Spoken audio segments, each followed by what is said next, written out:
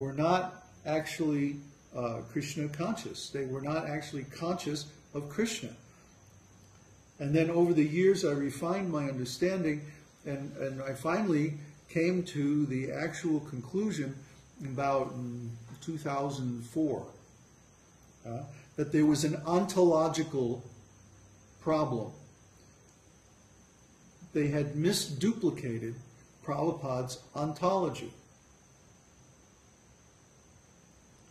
And from that, so many other errors and mistakes came. The fundamental error was ontological. They had misduplicated the ontology. And because of that, everything else was off. It's just like if you have a car, you're driving in your car, and your speedometer is calculated in miles per hour, calibrated, in miles per hour, and you're driving here in Mexico, and all of the speed limit signs are in kilometers per hour. Oh, the speed limit's 120. Great. Zoom. That's not going to work. So, just like that, if you have an instrument that is out of calibration, you're always going to get the wrong result. Doesn't matter how carefully you make the measurement or how carefully you design your experiment, the result's going to be wrong. So this is what happened. This is how the ISKCON movement got on the wrong track. And if you read these articles on this website, these devotee websites, Neville was telling me the other day, it's a good thing I didn't see this website until I was already familiar with your teachings. Why? Because if you read these articles, you're going to say, these people are crazy. There's something off here. I don't want to be associated with such, because they're fighting and fighting and fighting and never coming to any conclusion. Why? Because they don't have the perfect ontological understanding of the scriptures. So this has become a kind of group think, where all my godbrothers, all the disciples of Srila Prabhupada, in general, I mean there might be a couple of exceptions here and there, but in general, they all accept the changed version of Srila Prabhupada's philosophy. I mean, now they're even changing the books. They're going through and making thousands of editorial changes to the books. Why? The books are fine just the way they were. Or maybe there were some small mistakes in the books, but they weren't that significant. So somebody intelligent can come along and they can figure out what the real meaning is. Because in general, Prabhupada's books are very scientific. He uses the dictionary meaning of every word, the precise meaning. In fact, Prabhupada used the Oxford Dictionary, Oxford Collegiate Desk Edition. It's about that thick.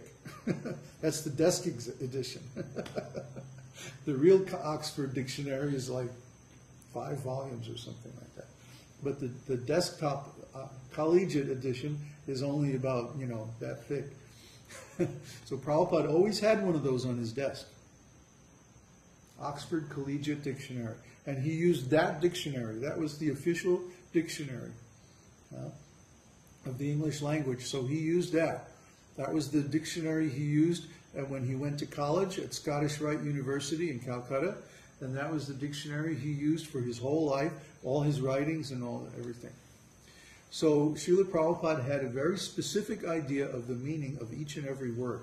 And he used those words precisely as they were given in the dictionary.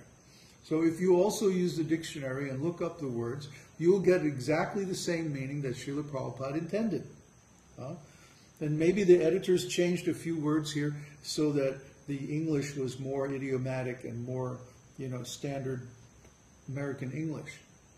But except for a few places like that paragraph about ontology. Oh, there was another one.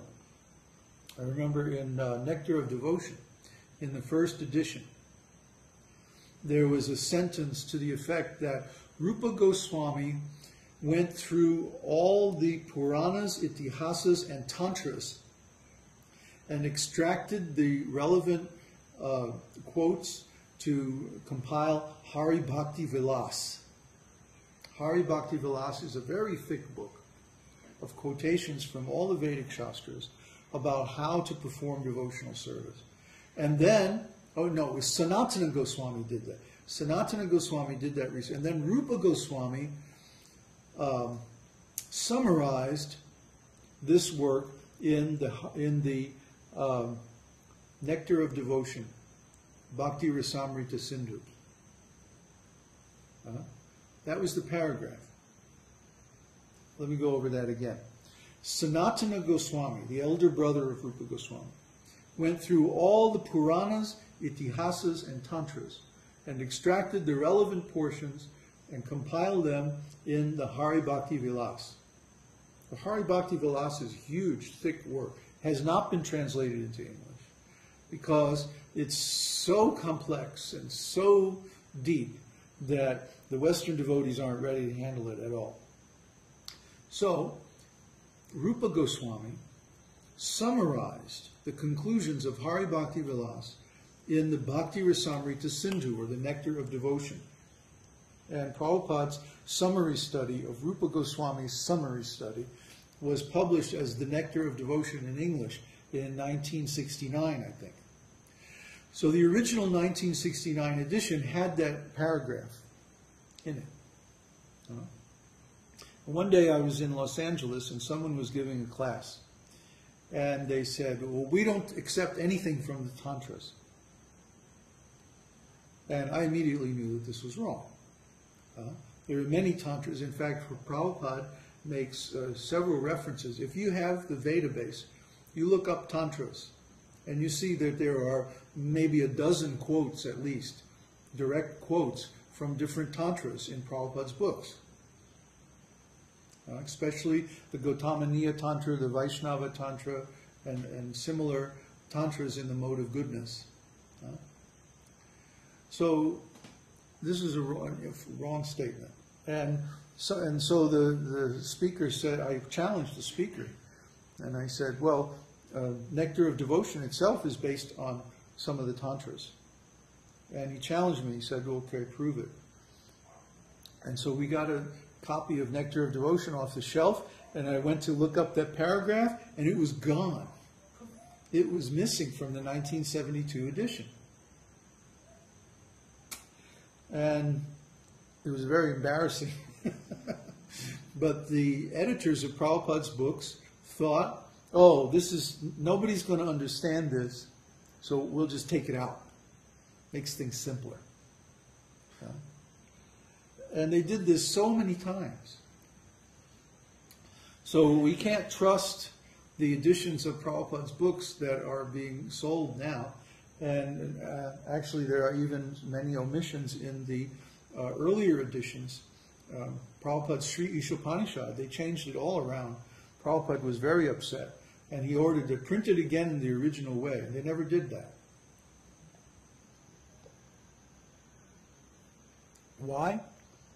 Because it would have embarrassed the editors, it would have embarrassed the early devotees who were now the authorities in the movement. And so the political will was absent. They knew what the right thing to do is, but they couldn't get the political will to actually do it because the leaders themselves were against it. And by that time, like mid-70s, basically the GBC controlled ISKCON, not Prabhupada. They had voted Prabhupada out as a trustee of the North American corporation when he ordered that the GBC members should serve 4 to 6 year terms. They actually voted Prabhupada out of the board of directors of the ISKCON Corporation in North America. Yeah, they voted their own spiritual master out of the organization so that they didn't have to follow his management instructions. That's the attitude, you see, that we're dealing with. So this groupthink, this distorted model of Srila Prabhupada's teaching became entrenched in the minds of the devotees in the West. And since those devotees went on to become the leaders in Europe, in Africa, even in India. That's the philosophy that is being taught in the ISKCON temples, not Prabhupada's original philosophy, not the original Vedic philosophy, not the original esoteric teaching, but some changed edition. So, from the point of view of those devotees, yes, we're teaching something different. We're teaching something different than what they understand to be Krishna consciousness. We're teaching the original idea that Krishna consciousness means direct consciousness of Krishna. It's so simple, so direct. But they're thinking, well, no, actually it's something different. I remember there was one interview. Srila Prabhupada was being interviewed by this news reporter.